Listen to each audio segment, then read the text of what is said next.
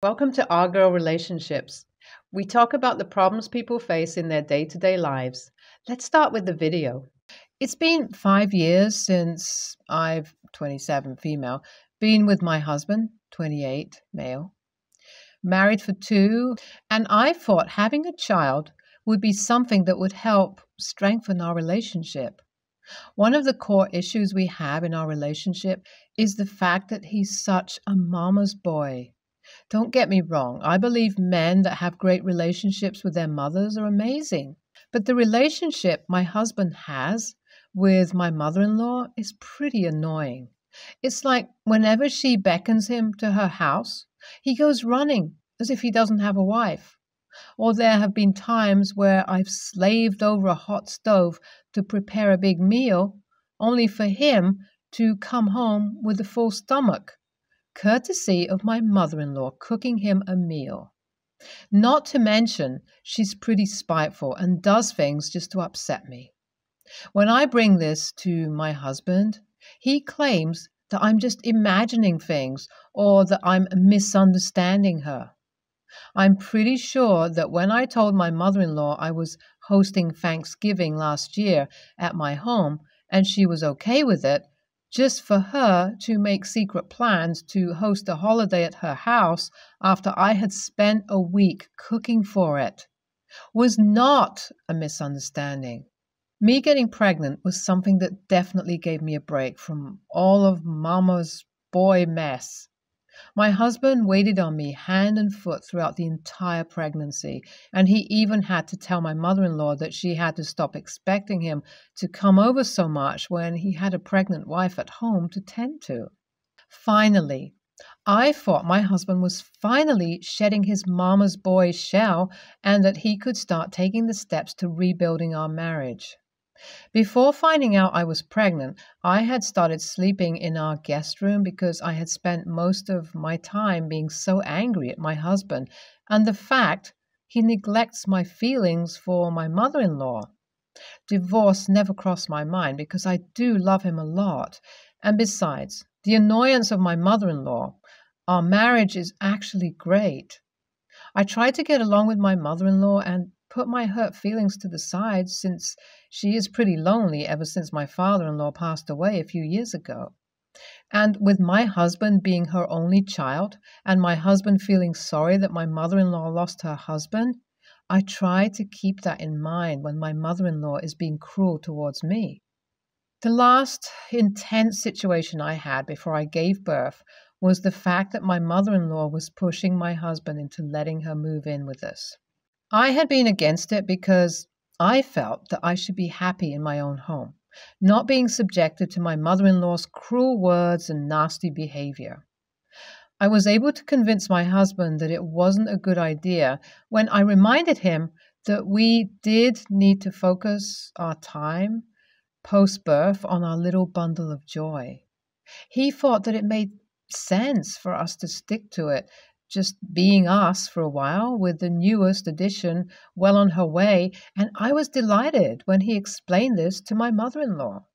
Since I was taking additional time off of work to spend the first year at home with our daughter, I told my husband how it would affect me negatively if there was too much tension while we were already about to be first-time parents.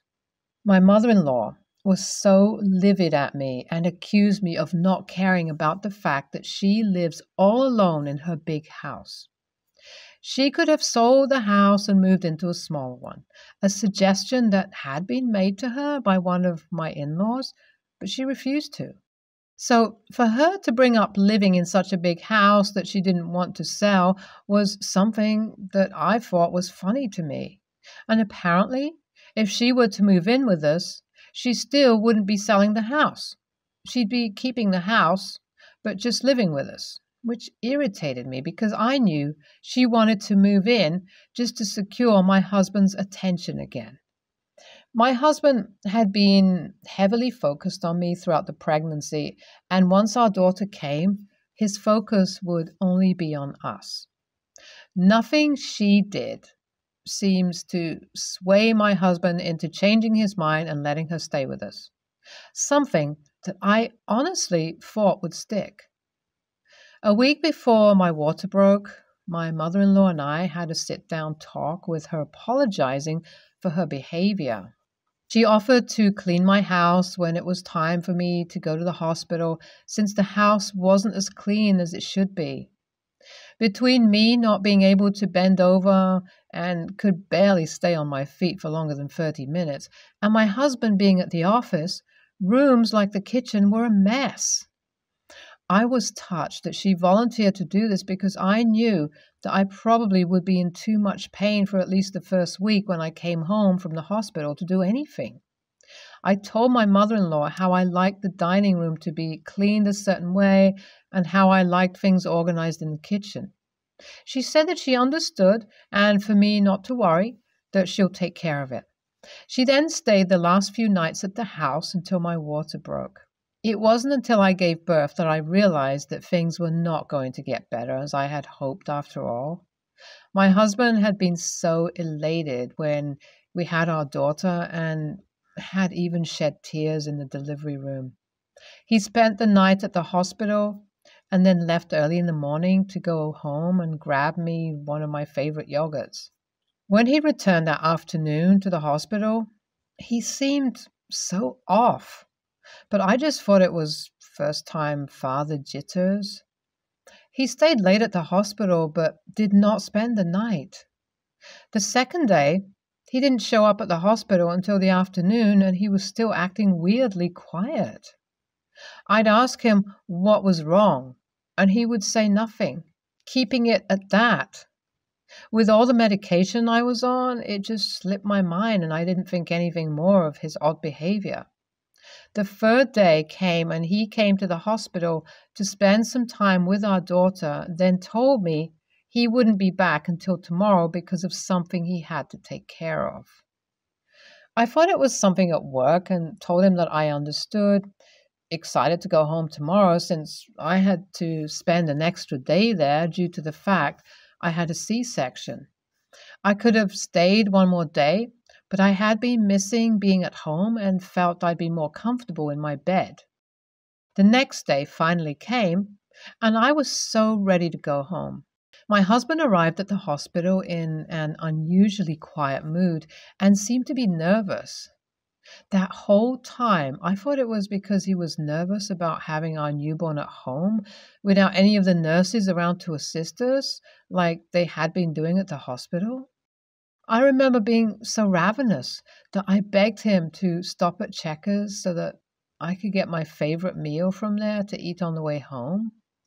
I'll never forget the feeling of peace as I bit into my big Buford burger while entering my home and then suddenly being shocked at how differently my home appeared.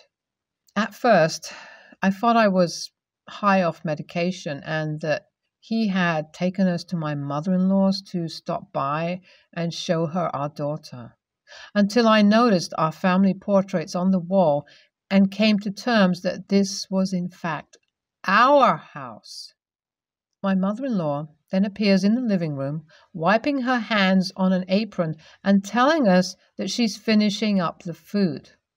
Then she asks my husband to hand her our daughter to hold without offering me no explanation about what's going on.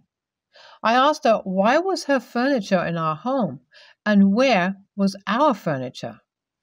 My mother-in-law tells me that all the furniture she didn't care for was in storage, and that movers moved her furniture in its place in order for her to feel right at home. I asked her what did she mean by this, and she told me that she would be staying with us for a while. I look at my husband, and he can't even look at me to explain his side of the story or why he went behind my back to do something that I told him I wasn't comfortable with. Then his behavior the last few days at the hospital made sense, and the fact he went missing for most of the day the other day had to have been the day he had movers move her stuff in. My husband takes our daughter upstairs to put her in her crib, and my mother-in-law walks into the kitchen to grab a platter of cookies, returning back to the living room with an evil smirk as she offers me a cookie. I smacked the platter out of her hands and she starts screaming about how the cookies were just taken out of the oven and how now they are ruined with being on the floor. AITA for reacting this way? Especially since she and my husband conspired behind my back to move her in while I was laid up in the hospital? Short update. But just wanted to let you know that it's been 3 weeks since my post, and I have temporarily moved out of my home with my baby girl. We're currently staying at my sister's while my husband begs me to come home. After smacking the cookies out of my mother-in-law's hands, my husband came downstairs and told me to apologize for my behavior. I then tore into him about how he dared to ask me to apologize after he broke my trust by moving his mom and her stuff into our home. I told him right then and there he had to choose and asked him to choose for his mother to stay or for me and our baby girl to stay. Once he told me he couldn't kick his mother out was when I packed a bag and took my daughter out of the house. My mother-in-law has been leaving me nasty messages on my phone since then, saying I'm such a spiteful woman and how my husband is depressed because I left home. She also said it makes my husband look bad that I left home with the baby when I had just given birth.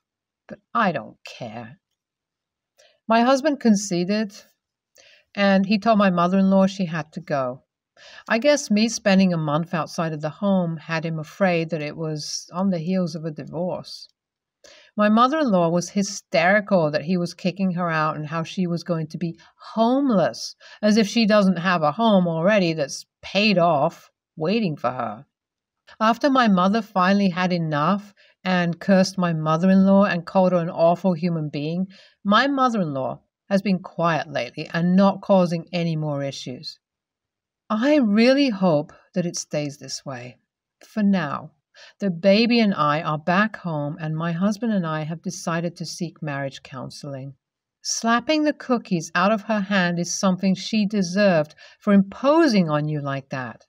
NTA, but your mom-in-law sure is. I was engaged to a mama's boy and had to end the engagement because he was letting his mom dictate our entire engagement. I really hope that your husband permanently stands up to his mom and doesn't do it just temporarily. I have an older brother who does not work by choice, literally the most educated, smartest man I've ever known. He's just lazy. It's literally been years, and he's been neckbearding in our parents' basement while I'm busting my ass at school. I took out loans, and when I graduate, I'm expected to pay them back. Hence why I need the job on top of having to pay for other living expenses. My brother has never paid a penny for his education. My parents, in their own name, took out loans for him. Lately, my dad's been getting on his ass about getting a job. My brother's been brushing him off. I was given a tip to apply to this really lucrative graduate program. It's not in my field whatsoever, but it's paid training, really well paid. And I put in an application. I told my mom about it, and she asked for the link to the program. I sent it without giving it a second thought, and I got an interview. Now, when I told my mom about it, she asked me to withdraw my application so that I can give my brother a chance to apply. I said, "What? He's had literally years to apply. This is my opportunity, even if it's not in my field. There's no guarantee that I'm going to get it anyway, but I want to at least try. I need a job, and I don't ever want to be financially dependent on my family. I want a life of my own, and I feel like them asking me to withdraw my application from consideration is sabotaging my future for the sake of their golden child." I've always been put on the back burner for the sake of my brother, and they feel that it's his opportunity to have since it's his field. But, one, I have no idea if he applied, and two, I don't think he'd be allowed to apply because it's a new grad program and he has not been a new grad in years. I don't plan to withdraw my application, but everyone in my family is telling me I'm being selfish. I've been banned from Thanksgiving, and I came home yesterday to find my mom converting my room into an office for my brother. My aunts have been bombarding me with texts telling me I'm not being considerate of family. My friends are mostly on my side. One said she sees my parents' point of view, but I don't know. Family, friends I see out in public won't even look at me anymore. Over an interview. It's mad. AITA for not giving my brother this opportunity? NTA. But wow, your parents are horrid. I wish I could advise you in this situation. It sounds like you need to find another living arrangement somehow. After this, I would suggest keeping your opportunities to yourself. But I get it. No one could have anticipated that your parents would act like this. Continue to apply for the job. And as soon as you're able, I suggest you leave home and never look back. The time will come when your parents will regret their decision, particularly when they get tired of caring for their do-nothing golden child. NTA, and don't you dare withdraw. Don't inform your family about your interview date, time, or they may sabotage it. Go kick butt, get the job, and do not tell for as long as you can possibly withhold any information on your success. Save your pennies in your own bank account with no other family name on it, and move the heck out as soon as you can. Do not financially support them in any way after you move, and pay a reasonable rent while you are there at home, but hold the line. No actual bedroom, no actual rent. Jeez. I, 27 female, have a 6-year-old stepdaughter, Becca, with my husband, Kevin, 30 male. 50-50 parenting plan with his ex, Wendy, 32. I've been in Becca's life since she was a baby, and no, I was not an affair partner. They mutually chose to split up long before I met him. His ex is super high conflict, tries to keep me from spending any time of bonding with Becca, and just is constantly harassing my husband, me, and his family members. That is in the process of being handled in court. Basically, she's nice when she needs something, and we try to do all work together for Wendy, and she's insane when we disagree on something or just randomly when she feels like being crazy. You really never know when she's going to lose it. Well, Wendy got her car repoed, and she's been out of a car for a while, taking lifts when she can and getting rides from people. Well, her week came up and she had no one available to give her a ride to pick up Becca from school. So she called me. I'm currently pregnant, and the last thing I want to do is interact with her. She just recently emailed my mother asking her to talk to me and tell me to stay out of parenting business so she can raise her daughter properly. Insane. She doesn't even know my mom, which means she searched the internet for her info. Basically, she asked if I would be willing to drop Becca off to her. I said no. She tried being nice and begging. I said no. My husband was working, so he couldn't do it. I picked up Becca and brought her to our house, and Wendy wasn't able to pick her up until 3 days later.